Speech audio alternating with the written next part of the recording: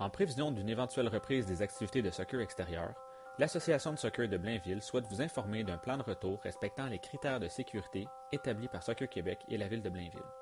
Le plan de déconfinement permettra donc aux jeunes qui le souhaitent de réintégrer les terrains tout en respectant la distanciation sociale. Des mesures de sécurité seront spécialement mises en place pour assurer un retour progressif et adapté à la situation. Le programme offert par l'AS Blainville sera composé de séances sur le terrain et d'un programme complémentaire de développement à effectuer à la maison. Le plan de déconfinement prévoit une reprise en 5 étapes. La phase 1 sera axée sur le développement individuel des joueurs. Chaque joueur aura son équipement et son espace de travail. Le travail sera composé de techniques individuelles et de compétitions à l'intérieur d'un même groupe. Dans une deuxième phase, les jeunes pourront travailler en sous-groupe dans un même espace. Ainsi donc, durant la phase 2, des formes jouées seront possibles entre les membres d'un même groupe de travail. La troisième phase permettra un retour aux entraînements classiques avec une possibilité de match de préparation entre les équipes du club. Finalement, les phases 4 et 5 assureront un retour progressif vers la compétition pour permettre progressivement l'intégration des matchs régionaux et éventuellement provinciaux. Il est important de noter que c'est Soccer Québec qui indiquera au club le moment où ils pourront changer de phase et que les changements seront effectués au moment opportun et quand la situation sanitaire le permettra. Bien que chaque secteur aura ses particularités, plusieurs modifications devront être apportées à la programmation. Les fréquences d'entraînement seront d'1 à 2 fois par semaine en fonction des programmes. La durée des séances variera quant à elle de 45 à 60 minutes lors de la phase 1. Cette durée pourra être allongée lorsque nous pourrons ajouter des exercices d'opposition ou des matchs. Un programme complémentaire, non obligatoire, viendra appuyer les entraînements sur le terrain. Pour l'instant, il est important de noter que les programmes 4 à 6 ans sont actuellement en attente d'autorisation, tout comme le secteur senior. Pour les catégories U9 à U14, il sera possible de choisir entre un début hâtif, composé d'entraînements virtuels, de suivi hebdomadaire, de développement physique, le tout avec votre entraîneur estival, ou d'attendre le programme régulier et débuter sur le terrain lorsque nous aurons le feu vert des instances provinciales. Actuellement, la date du début régulier des activités n'est pas connue et sera annoncée par le gouvernement et la Fédération de soccer du Québec. Peu importe la date de début que vous choisirez, le programme à domicile actuel restera accessible tant que les séances sur le terrain ne seront pas commencées. Finalement, il sera également possible de choisir entre 2 dates de fin, soit un programme se terminant à la fête du travail ou d'opter plutôt pour une saison allongée et terminée à l'Action de grâce. Un simple rappel, pour l'instant, aucun match n'est prévu lors de la reprise des activités. Afin d'appuyer le travail sur le terrain et d'amorcer la transition vers notre nouvelle structure 2021, une programmation complémentaire a été ajoutée au programme estival. Cette programmation fait suite au projet pilote Programmation à domicile lancé par l'association en avril dernier. Le programme sera raffiné et aura comme objectif d'être développé et adapté en continu jusqu'à sa forme finale en janvier 2021. Notez que ce programme est offert en complément, qu'il ne sera pas obligatoire et qu'il est actuellement en place pour permettre aux jeunes de découvrir de nouvelles facettes de leur sport.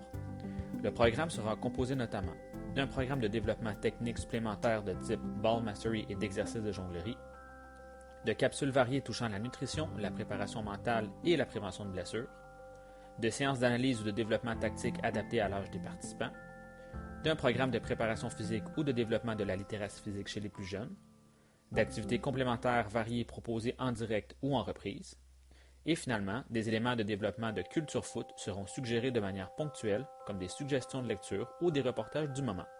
Un simple rappel, ce programme ne sera pas obligatoire et constitue un projet pilote qui est toujours en développement. Afin de respecter la distanciation sociale, chaque jeune aura un espace de travail identifié et respectant un périmètre sécuritaire avec les autres joueurs. Afin d'aider les jeunes à respecter la distanciation, chaque groupe de 8 ou 10 joueurs aura un éducateur et un gérant pour aider au respect des règles de sécurité. Les entraîneurs auront des plans de séance créés spécifiquement pour la situation et seront formés dans la gestion de groupe pour s'assurer que la nouvelle dynamique d'entraînement soit sécuritaire, ludique et adaptée aux participants. Les mesures directes pour favoriser les distanciations sont les suivantes. Diminution du nombre de jeunes par groupe, diminution du nombre de groupes par terrain, augmentation du nombre d'éducateurs par groupe et augmentation du nombre de responsables par site pour aider à la logistique. D'autres mesures sont également appliquées pour assurer la sécurité des joueurs. Voici un aperçu d'une séance lors des premiers retours sur le terrain. Les jeunes devront se présenter au terrain avec leur matériel. Si le joueur apporte son propre ballon, le ballon doit être désinfecté avant d'entrer sur le terrain. Une station d'accueil sera mise en place pour vérifier que le joueur est bien inscrit, qu'un seul parent ne l'accompagne et qu'aucun des deux ne présente de symptômes. Le superviseur invitera le joueur et le parent à utiliser la station de lavage des mains avant de suivre le corridor de sécurité jusqu'au terrain. En tout temps, toute personne présente sur le site devra respecter les règles de distanciation sociale. Les terrains auront des points d'entrée et de sortie différents afin d'éviter les contacts entre les groupes. Les espaces d'entraînement des joueurs seront bien délimités et chaque joueur aura un endroit pour y déposer son matériel. Le ratio joueur-entraîneur a été diminué et des superviseurs de terrain et d'accueil ont été ajoutés. Les séances ont été écourtées et un plus grand battement a été prévu entre les séances. Finalement, après chaque séance, le temps de battement permettra de décontaminer le matériel, de permettre à tous les entraîneurs et superviseurs de se laver les mains et de procéder aux vérifications finales avant de débuter la prochaine séance de manière sécuritaire. Il est également important de noter que l'association communiquera les nouvelles règles à ses membres et ses intervenants en fonction de l'évolution de celles-ci. Tous les intervenants, éducateurs et superviseurs seront formés spécialement pour appliquer les nouvelles mesures de sécurité. La liste complète des mesures de sécurité se retrouve dans un document fort aux questions qui vous sera acheminé. Il est également important de savoir que l'ensemble du plan et des mesures devront être approuvés par Soccer Québec et la Ville de Blainville avant de pouvoir être mis en place. Si vous avez encore des questions et des interrogations, sachez qu'il est toujours possible de consulter notre document Foire aux questions disponible sur le site web de l'organisation. Un webinaire sera également organisé où il sera possible d'échanger avec nous sur la situation afin que nous puissions répondre aux questions encore en suspens. Le lien pour le webinaire et les documents reliés à la programmation estivale 2020 seront disponibles sur la page dédiée à la COVID-19, soit le asblainville.com/situation-COVID-19. Finalement, afin de garnir la foire aux questions et de bien préparer le webinaire, nous vous invitons à nous poser toutes questions que vous pourriez avoir via le lien qui accompagne cette présentation. Afin de bien préparer notre retour, nous désirons vérifier les intentions de nos membres face à leur participation au programme d'été 2020. Voici donc les 3 options qui vous seront soumises. Participer au programme estival 2020, choisir plutôt une note de crédit qui sera applicable lorsque vous le désirez, ou demander un remboursement de votre inscription. Comme la pandémie aura des répercussions encore inconnues sur l'organisation, nous favorisons la formule note de crédit pour ceux et celles qui pourraient se le permettre, mais cela reste un choix personnel qui vous revient. Notez également qu'aucun frais ne sera retenu par l'organisation.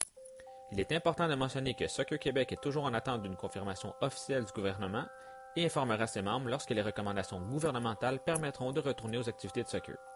Nous espérons que cette vidéo a répondu à certaines de vos questions et nous espérons vous revoir bientôt sur nos terrains extérieurs.